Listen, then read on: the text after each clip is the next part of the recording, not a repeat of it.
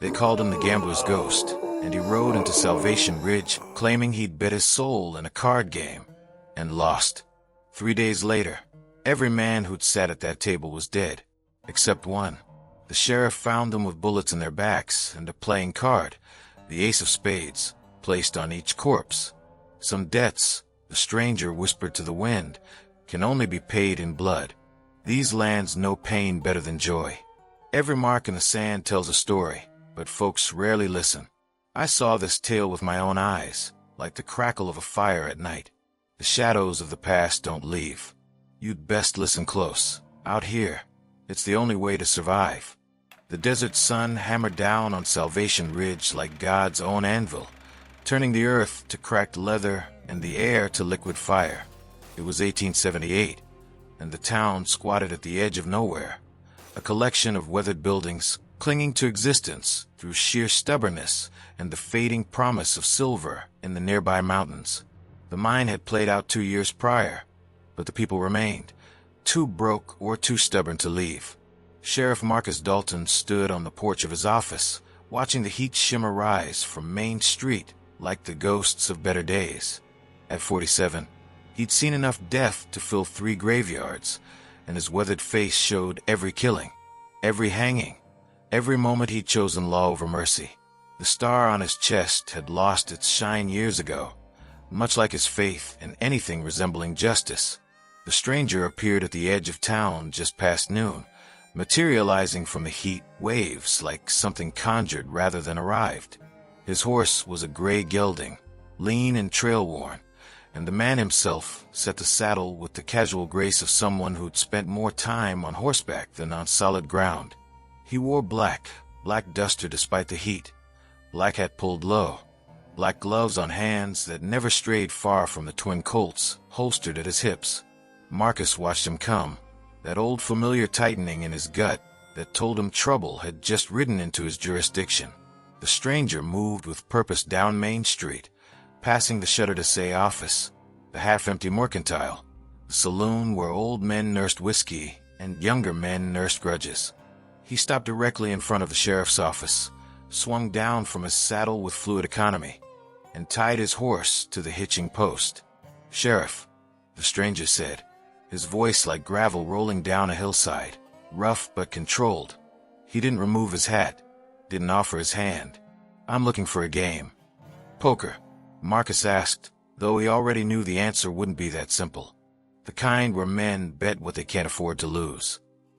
The stranger's face remained shadowed beneath his hat brim, but Marcus caught a glimpse of eyes the color of winter ice. "I heard there was one here. High stakes. No limits. 5 men sitting at a table deciding who owns what in this dying town." Marcus felt his hand drift toward the shotgun leaning against the wall.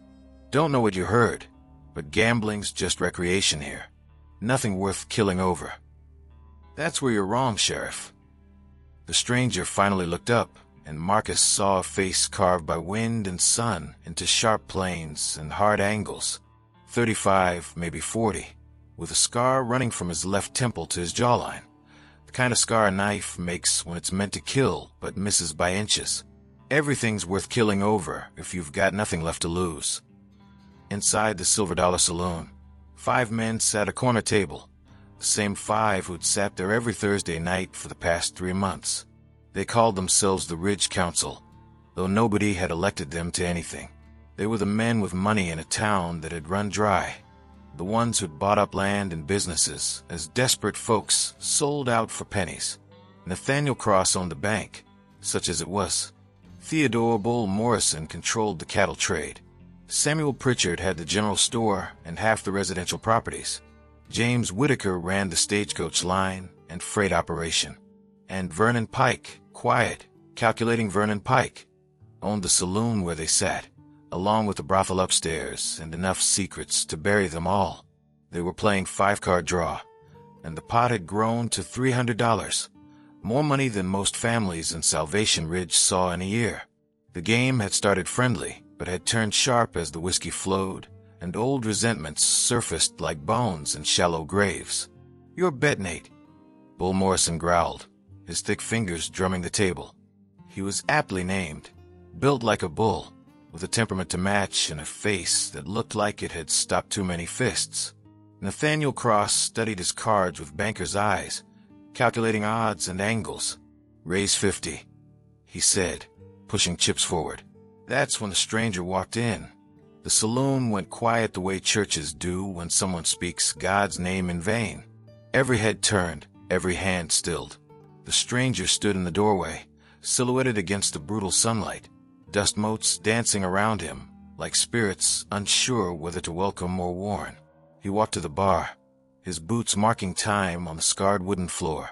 "Whiskey," he said to Lou, the bartender who'd served drinks in Salvation Ridge since before the mine opened. "The good stuff, not what you serve the miners." Lou poured with shaking hands, slopping amber liquid onto the bar. The stranger didn't seem to notice. He picked up the glass, turned to face the room, and his gaze settled on the 5 men at the corner table like a hawk spotting prey. "I'm looking for a game," he said, loud enough to carry through the sudden silence. "Heard this was the place." Vernon Pike spoke first. He always did, his voice smooth as snake oil and twice as poisonous. "We're in the middle of a private game, friend. Perhaps another time." The stranger smiled, and it was not a pleasant expression. "I don't think you understand. I'm not asking to join. I'm telling you there's going to be a new game. Tomorrow night. Same table, same stakes. But this time, you're going to bet things that matter." "And what exactly do you think matters to us?" Nathaniel Cross asked, his banker's composure slipping slightly. "Your land, your businesses, your futures." The stranger drained his whiskey in one swallow, the glass hitting the bar with a sharp crack. "And your lives." That evening, as purple shadows stretched across Salvation Ridge and the heat finally began its grudging retreat, Sheriff Marcus Dalton made his rounds. But instead of his usual patrol, checking doors, nodding at familiar faces, he found himself walking toward the ridge overlooking the town cemetery. The graveyard sat on a windswept hill, stones leaning like drunks after last call. Most were simple wooden crosses, the names weathered illegible by sun and sand. But some, the newer ones, still held their stories. Marcus stopped at a particular grave, one he visited more often than he cared to admit. Sarah Caine, the headstone read, "Beloved wife, 1851 to 1873. The desert took her, but love remains." Marcus removed his hat, running a hand through gray-streaked hair. He'd been the one to find Sarah Caine 5 years ago, collapsed on the trail 3 miles outside of town. She'd been trying to reach Salvation Ridge, fleeing from something, or someone. She died before she could say what. The doctor had ruled it heat exhaustion, but Marcus had seen the bruises on her wrists, the terror frozen in her eyes. "He's come for them," Marcus said to the silent stone. "Your husband's come for the men who destroyed him." Behind him, footsteps crunched on gravel. Marcus turned to find Reverend Thomas Walsh approaching, his black coat dusty, his Bible clutched like a weapon against the gathering dark. "Sheriff," the Reverend greeted, "troubled thoughts bring you here." "Troubled times," Marcus replied. "You heard about the stranger?" "The whole town's heard." Walsh stood beside him, gazing at Sarah's grave. "Some say he's a ghost. Others say he's the devil himself." "He's just a man," Marcus said. "But men with nothing left to lose are more dangerous than either ghosts or devils." The Reverend was quiet for a moment then. "I knew Sarah Caine. She came to me 3 days before she died. Wanted to confess something, but she was too frightened. Said there were men in this town who'd killed before and would kill again." Marcus turned sharply. "Why didn't you tell me?" "She made me swear silence. Seal of confession." Walsh's face was troubled. "But now her husband's here, and I fear that silence is going to cost more lives." "What did she know?" 5 men, Walsh said quietly. "A loaded dice game in Tombstone. A rancher who discovered silver on his land. More silver than the mine here ever produced. They bankrupted him, took his land, and when his wife tried to expose them," he gestured at the grave, "they made sure she never reached someone who'd listen." Marcus felt cold despite the lingering heat. You're saying those 5 men, Cross, Morrison, Pritchard, Whitaker, and Pike, they murdered Sarah Caine? I'm saying she died fleeing from something, Sheriff. And 3 weeks later, those 5 men arrived in Salvation Ridge with enough money to buy half the town. Where do you think that money came from? Meanwhile, in the rooms above the Silver Dollar Saloon, Vernon Pike sat in his office, a glass of expensive bourbon untouched on his desk. The ledger before him told a story he'd hoped would stay buried. Numbers that tracked the acquisition of Jacob Caine's ranch, the sale of mineral rights, the division of proceeds among 5 partners. A knock interrupted his dark thoughts. "Come," he said. The door opened to admit the other 4 members of the Ridge Council. They looked like men who'd seen their own graves dug and were measuring the depth. "We need to talk about tomorrow night," Nathaniel Cross said, without preamble. The banker's usual composure had cracked, revealing the frightened man beneath. "What's to talk about?" Bull Morrison growled. "We don't show up. Simple as that." "And then what?" James Whitaker demanded. "You heard him. He's here for justice. Or revenge. Either way, running won't help." Samuel Pritchard wrung his hands, his storekeeper's pragmatism warring with naked fear. "Maybe we can reason with him. Offer him money. Surely every man has his price." "Not this one," Vernon Pike said quietly. "I've seen men like Jacob Caine before. The war made them, broke them down, and rebuilt them into something that doesn't feel fear or mercy. They're walking ghosts, and they don't stop until they've finished what they started." "So what do we do?" Cross asked, his voice cracking. Vernon Pike finally lifted his bourbon, downing it in one swallow. "We do what we should have done 5 years ago. We tell the truth. All of it. Because the only thing more dangerous than a man seeking revenge is a man seeking justice." "You want us to confess?" Morrison's face reddened. "To murder. Sarah Caine's death was an accident," Pike said, though his voice lacked conviction. "We scared her, yes. Threatened her. But we didn't kill her." "The sheriff might see it differently," Whitaker pointed out.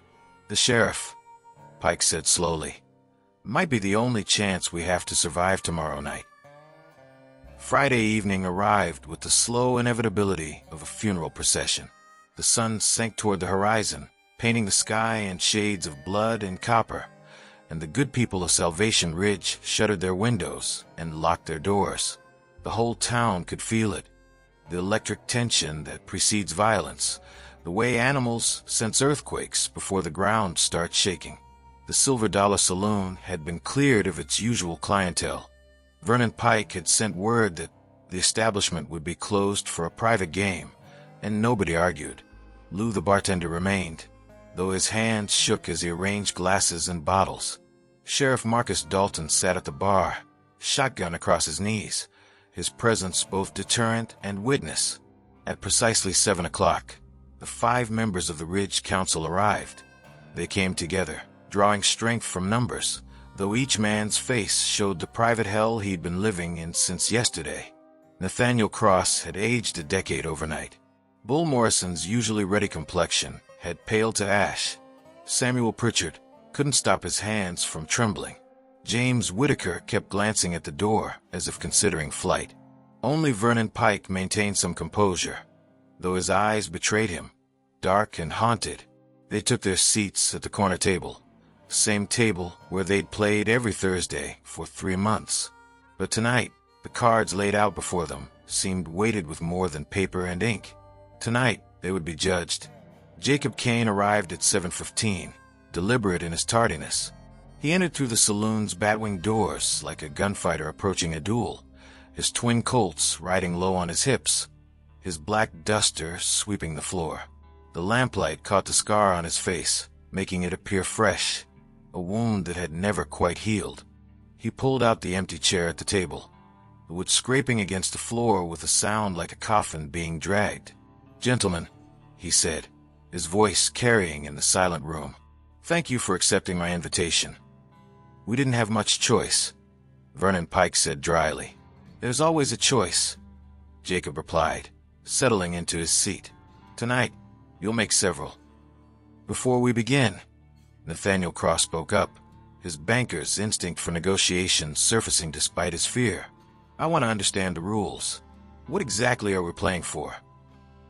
Jacob reached into his coat and withdrew a leather folder, laying it on the table.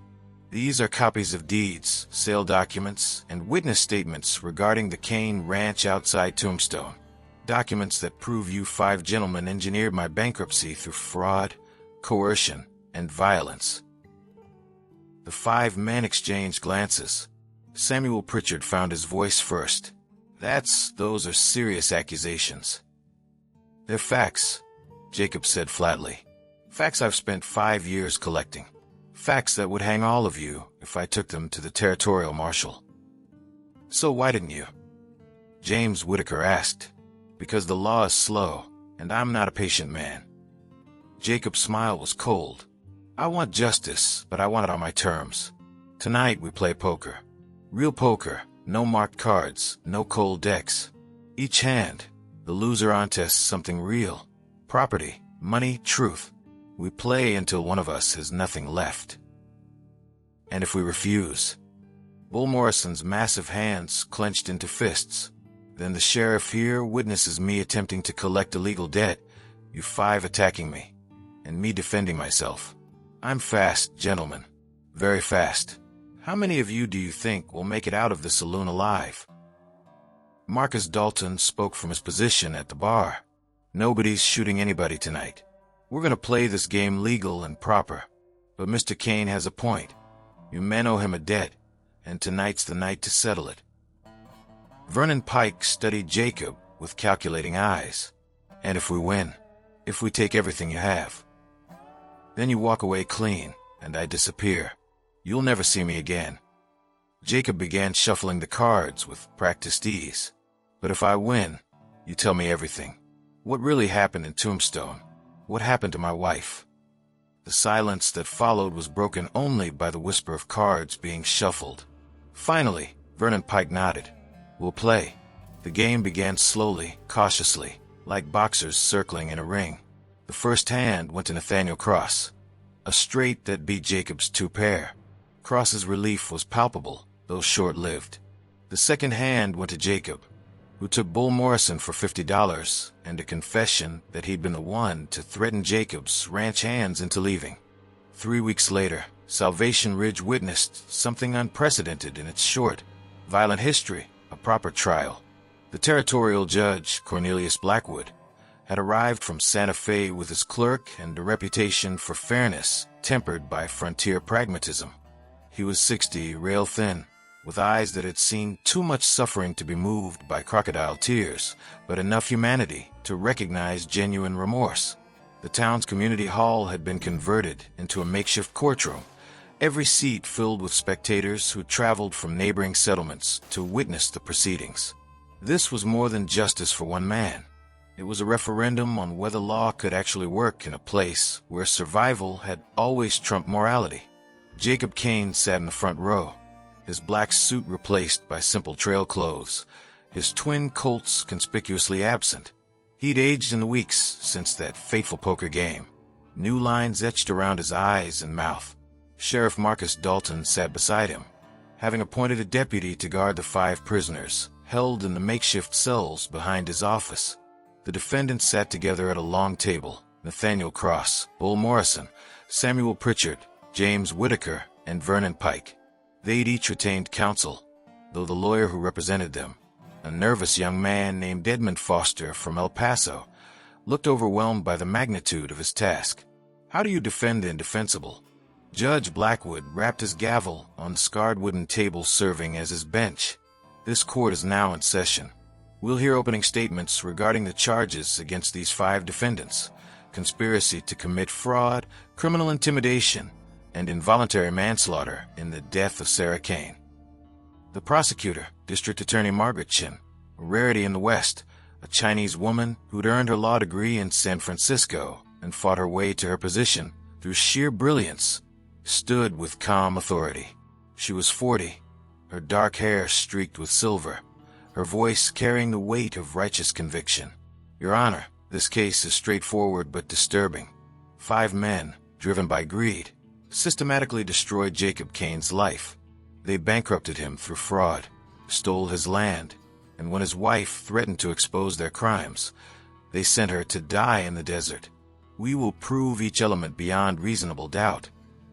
Edmund Foster's opening was predictably weaker. Your Honor, these men made mistakes, serious mistakes. But mistakes are not the same as murder. My clients never intended for Mrs. Caine to die. They will accept responsibility for their actions, but ask that the court recognize the difference between tragic error and criminal intent. The trial proceeded with grim efficiency. Witness after witness took the stand. Ranch hands who'd been intimidated into leaving Jacob's employ, the car dealer from Tombstone who'd supplied the marked deck, granted immunity in exchange for testimony, the doctor who'd examined Sarah's body and determined she died from dehydration and heat exposure after days in the desert. But the most devastating testimony came from an unexpected source. On the third day of trial, Reverend Walsh took the stand, his Bible clutched in trembling hands. Under oath, he described Sarah's visit to his church 3 days before her death. She was terrified, Walsh testified, his voice heavy with the weight of guilt.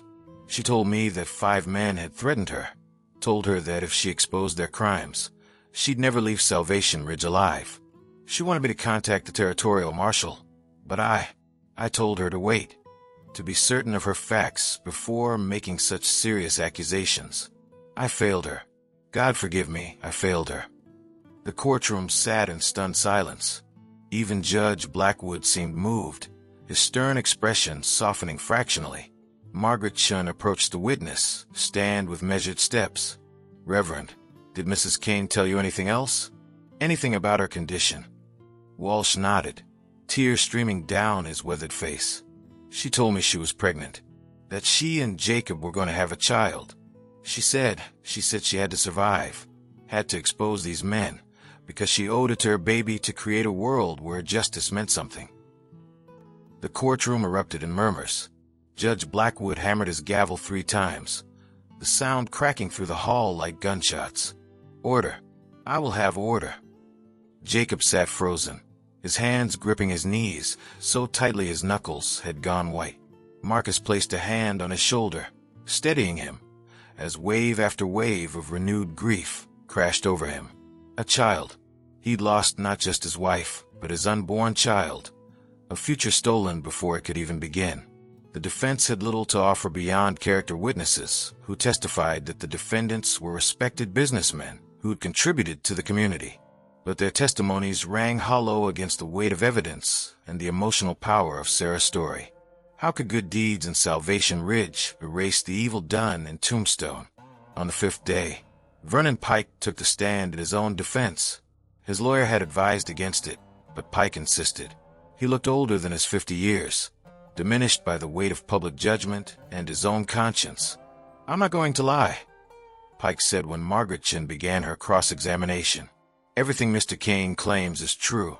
We cheated him, stole from him, destroyed his life. And when his wife came looking for justice, we scared her so badly, she ran into the desert. We knew she might not survive. We didn't care enough to stop her. The courtroom gasped collectively. Edmund Foster buried his face in his hands. His client had just confessed to manslaughter on the witness stand, destroying any chance of acquittal. Why? Margaret Chin asked quietly, her voice barely carrying but somehow filling the entire space. Why are you confessing now? Pike looked directly at Jacob, his eyes red-rimmed and hollow. Because I'm tired of carrying this weight. Because that young woman died trying to do the right thing, and we should at least have the courage to admit what we did. And because, he paused, his voice breaking like dry timber under pressure. Because I have a daughter the same age Sarah was, and I can't bear the thought of someone treating her the way we treated that brave woman. 6 months after the trial, Salvation Ridge had transformed in subtle but significant ways.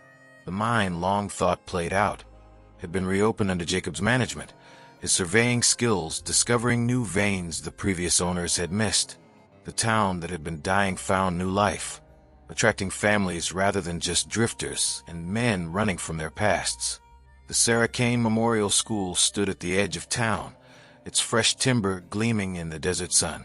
20 children attended classes taught by Miss Elizabeth Hartford, a Boston-educated teacher who'd answered Jacob's advertisement seeking someone who believed in second chances, both for towns and for people. Jacob served as deputy sheriff, his twin Colts now worn in the service of law rather than vengeance.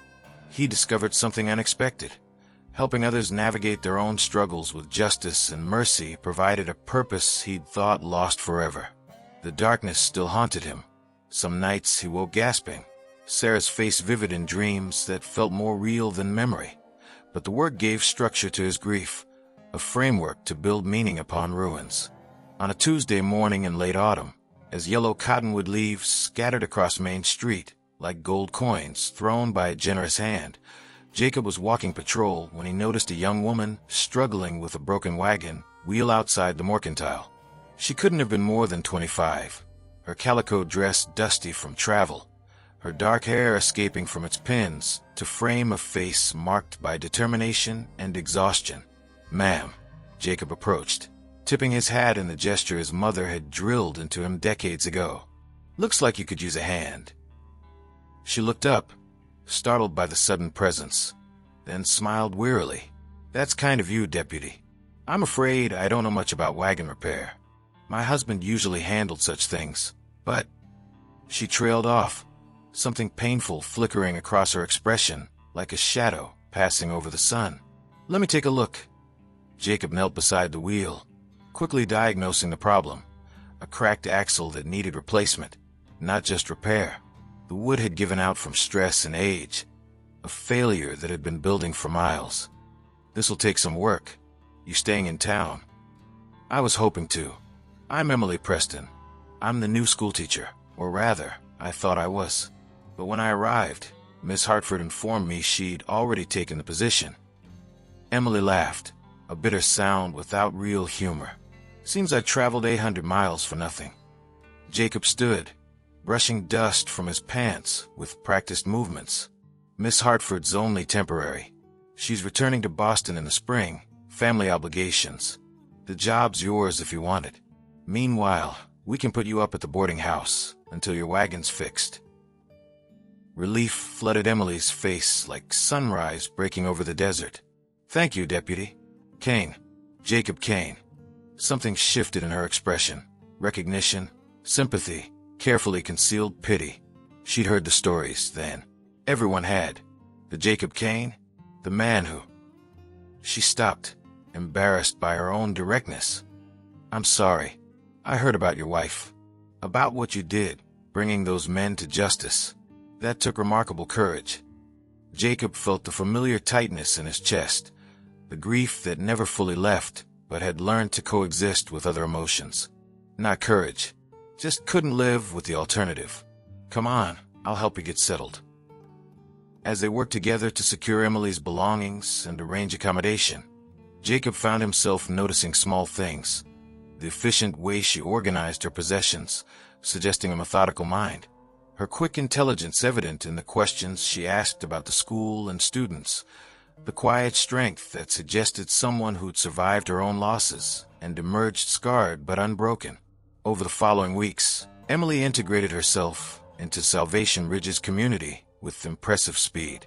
She helped Miss Hartford with school, offered to assist the doctor with tending sick children, organized a women's reading circle that met every Thursday evening.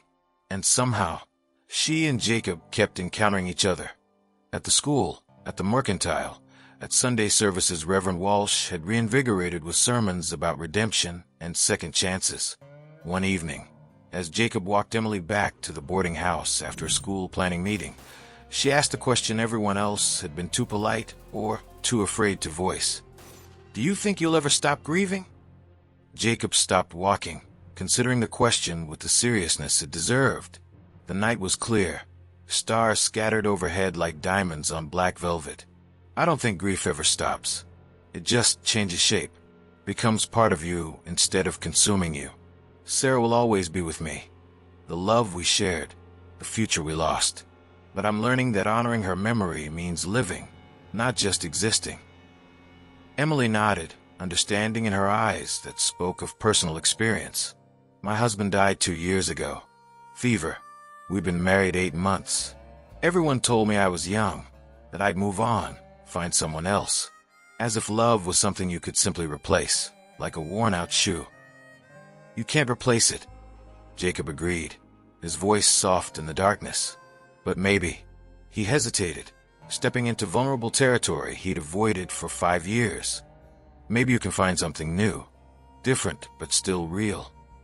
They walked in companionable silence, two damaged souls recognizing each other across the distance loss creates, finding unexpected comfort in shared understanding.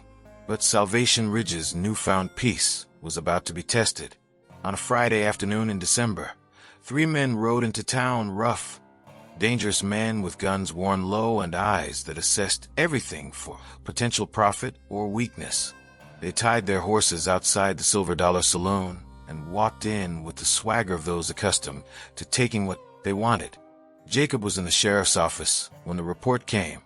Lou, the bartender, breathless and frightened, explaining that the strangers were demanding protection money from Vernon Pike's successor as saloon owner, threatening violence if their demands weren't met. 5 years later, Salvation Ridge had become something remarkable, a town that had faced its darkest nature and chosen transformation over destruction. The mine prospered under ethical management, providing employment without exploitation, fair wages, and safe conditions. The school had expanded to 30 students, with Emily Preston Caine serving as headmistress, her reputation for excellence attracting families from across the territory. Yes, Emily Preston had become Emily Caine 18 months after arriving in Salvation Ridge. The wedding had been simple but profound, Reverend Walsh officiating, the entire town in attendance, and a private moment where Jacob had knelt at Sarah's grave afterward, speaking words only the desert wind would hear. "I'll never forget you," he'd whispered to the stone marker that bore her name. "Never stop loving you. But I have to live, Sarah. Have to honor what you died trying to create. A place where justice and mercy walk together, where love doesn't end but transforms." The wind had stirred the wildflowers planted around her grave, desert marigolds, Sarah's favorite, and Jacob had chosen to interpret it as blessing rather than reproach, permission rather than betrayal. Now, on a spring morning in 1884, Jacob stood outside the schoolhouse, watching his 3-year-old daughter chase butterflies across the schoolyard. Sarah Hope Caine had her mother Emily's dark hair and her namesake's fierce spirit. She laughed as she ran, the sound carrying like bells across the clear air, a sound that reminded Jacob daily that life continued, that joy could coexist with sorrow. Marcus Dalton, now fully retired and spending his days in a rocking chair outside the old sheriff's office, had groused that Jacob had gotten too soft for law work after accepting the sheriff's promotion. But the town's new sheriff had proven otherwise. Under his leadership, Salvation Ridge had become known throughout the territory as a place where law meant something, where disputes were settled in courtrooms rather than gunfights, where second chances were real rather than rhetoric. On this particular morning, a telegram had arrived that would test everything Jacob had built. He read it 3 times, his jaw tightening with each reading. "Vernon Pike die. Request to see you. Territorial prison. Come soon." Emily found him on their porch that evening, the telegram still clutched in his hand like a summons from a past he'd thought settled. She sat beside him, taking his hand in hers with the quiet strength he'd come to depend on. "What will you do?" "I don't know," Jacob admitted, the uncertainty unusual for a man who'd built his new life on decisive action. "Part of me wants to ignore it, let him die without the satisfaction of absolution.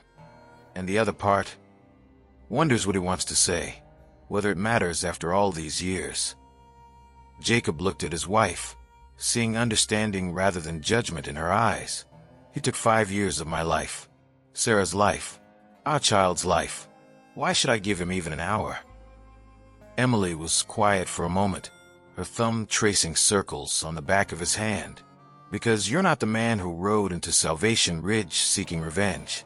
You're the man who chose justice, who built something beautiful from terrible loss. And maybe he needs to see what his crimes created.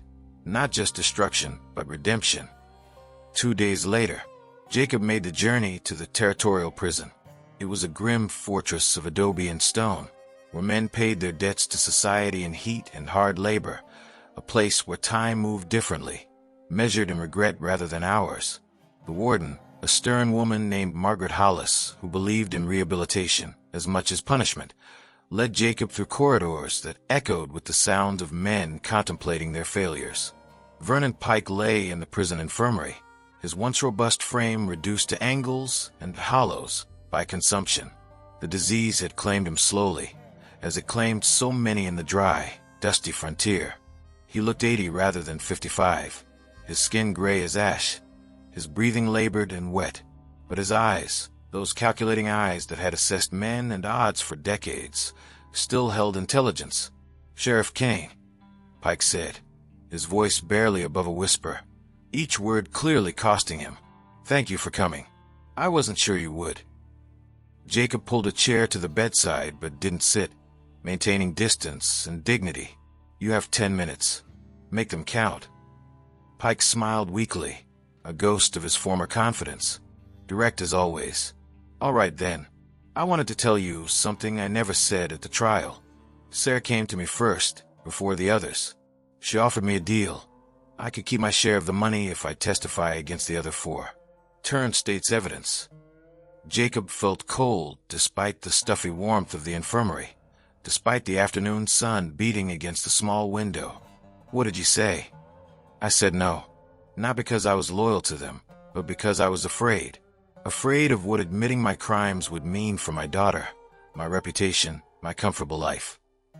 Pike coughed, a wet, rattling sound that shook his entire frame. "If I had been braver, Sarah might have lived. She would have had one witness, one piece of testimony to build her case on. But I chose cowardice, and she died for it. That's the truth I've carried for 10 years. "Why tell me this now?" Jacob demanded, his hands clenching into fists at his sides, anger rising like bile. "Because you deserve to know the complete truth. And because—" Pike paused, struggling for breath, his chest heaving with effort. "Because I want you to take something to my daughter. She's in San Francisco, married to a good man who doesn't know what her father was. I want you to give her a letter. Tell her that her father loved her, but wasn't strong enough to be the man she deserved." He pressed a sealed envelope into Jacob's hand with fingers that trembled. Jacob stared at it, feeling the weight of years of anger warring with something unexpected, pity for a broken man facing his final reckoning. "You took everything from me," Jacob said quietly, his voice tight with controlled emotion. "My wife, my unborn child, years of my life spent chasing justice. And now you want me to be your messenger? To ease your conscience in your final hours? I know I have no right to ask, no right to anything from you." Pike's voice cracked. "But my daughter shouldn't bear the shame of my sins. She was 12 when we did what we did. Innocent. Please, Sheriff. Not for me. For her." Jacob looked at the dying man, seeing not the architect of his suffering, but a broken human who'd made terrible choices and lived long enough to understand their full cost. He thought of Sarah Hope, playing in the schoolyard yesterday, innocent of the darkness that had preceded her birth, building castles in the dirt while her mother watched with patient love. What would he want for her if their positions were reversed? "I'll deliver your letter," Jacob said finally, the words difficult but necessary. "But not because you deserve it, because your daughter does. Because children shouldn't pay for their parents' mistakes. That's one lesson I learned from all this. The sins of fathers don't have to define their children's futures." Vernon Pike's relief was palpable, his entire body seeming to relax for the first time since Jacob had entered. "Thank you. One more thing. In my cell, there's a box. My share of what we stole from you. I've kept it separate all these years, invested it carefully, haven't spent a penny. It's yours now. Use it however you see fit. Build something good from something evil." "Blood money," Jacob said bitterly. "Restitution," Pike corrected, his voice gaining strength for just a moment. "A debt finally paid, though far too late to matter for the people it should have saved." Jacob stood to leave, then paused at the door, his hand on the frame. "Did you love your daughter?" "More than my own life," Pike whispered, tears finally breaking through his stoic facade. "Which makes what I did even more unforgivable. I taught her by example that money matters more than morality, that comfort is worth any compromise. I'm grateful she learned better lessons elsewhere, from better people. Then die knowing you did one right thing at the end. You told the truth, accepted responsibility. It doesn't erase what you did, but it's something. It's more than nothing." Jacob turned back, meeting Pike's eyes one final time. "I forgive you, Vernon. Not because you deserve it, but because carrying hatred is a burden I don't need anymore. Sarah wouldn't want to carry it, and Emily deserves a husband who isn't poisoned by the past." Vernon Pike died 3 days later, peacefully in his sleep. A mercy he hadn't earned but received anyway. Jacob attended the funeral, a small affair with only the warden, a prison chaplain, and Jacob himself present. He stood in the dusty prison cemetery as they lowered the plain pine coffin into hard ground, and he said a prayer, not for Pike's soul, that was between the man and whatever judgment awaited beyond death, but for all the men and women who'd been broken by greed and violence, including himself. That evening, back in Salvation Ridge, Jacob stood before the town assembled in the community hall for their monthly meeting. He'd asked for this time, needing to share something important, to close a chapter that had defined too much of his life and the town's identity. 10 years ago, Jacob began, his voice carrying to every corner of the packed hall, I came to this town seeking revenge. I wanted to destroy the men who'd destroyed me. Most of you know that story, how justice was served, how those men paid for their crimes. But what you don't know is what happened last week. He paused, gathering his thoughts, seeing familiar faces, watching him with curiosity and affection. Emily sat in the front row, Sarah Hope on her lap, and Marcus Dalton beside them, his old eyes sharp with curiosity and pride. Vernon Pike died. Before he died, he gave me something. The money he'd stolen from me, kept separate all these years, invested and grown. It amounts to nearly $15,000.